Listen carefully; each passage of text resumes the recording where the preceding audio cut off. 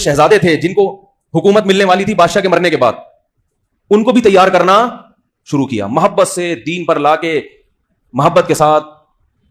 یہاں تک ملتا ہے کہ مجدد الفسانی نے اکبر بادشاہ کے بیٹے سے یہ کہا کہ جب تک تو جنت میں نہیں جائے گا میں اللہ سے وعدہ کرتا ہوں کہ میں بھی جنت میں نہیں جاؤں گا, میں اللہ سے تیری اتنی سفارش کروں گا.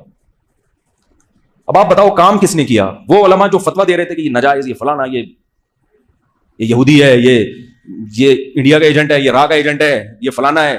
ان لوگوں نے تو بیچاروں میں اخلاص ہوگا مگر کام انہوں نے کیا کر دیا؟ بگاڑ دیا. کیونکہ پاور تو اسی کے پاس ہے نا. آپ کے اس کے فتویٰ دینے سے اگر اس کا تختہ الٹ رہا ہوتا, کوئی دوسری حکومت آ رہی ہوتی, پھر تو فتووں کا فائدہ تھا. طاقت اس کے پاس ہے, قوت اس کے پاس ہے.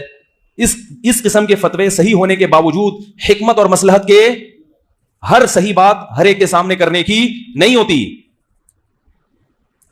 تو مجدد الفسانی رحمت اللہ علیہ نے ایسی پوری ٹیم تیار کر لی علماء کی جو حکومت کے دربار میں داخل ہونے میں کامیاب اور بادشاہ کی نظروں میں قرب حاصل کرنے میں کامیاب. بادشاہ کو یہ احساس ہو گیا کہ یہ لالچی لوگ نہیں ہیں. کہا جاتا ہے کہ اکبر جو خنزیر کی پوجا کیا کرتا تھا, ختنے پر اور پابندی لگائی اور اسلامی شعار پر پابندی لگائی, مرنے سے پہلے کلمہ پڑھ کے دنیا سے رخصت ہوا ہے. لیکن وہ کام نہیں کر سکا جو اس نے خرابیاں پھیلائی تھیں.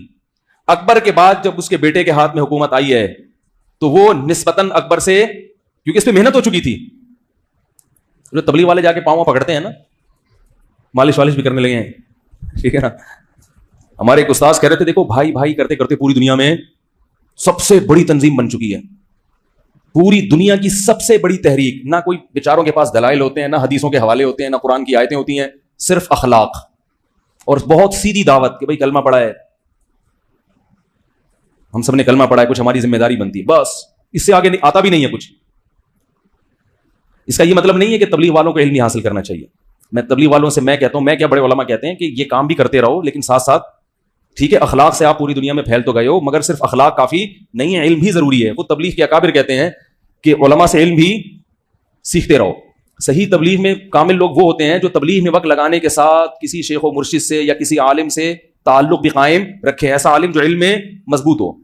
علم کے بغیر انسان گمراہی کی طرف چلا جاتا ہے, چاہے کتنا ہی مخلص کیوں نہ ہو. تاریخ میں بڑے بڑے مخلصین ہیں جو گمراہ ہوئے ہیں.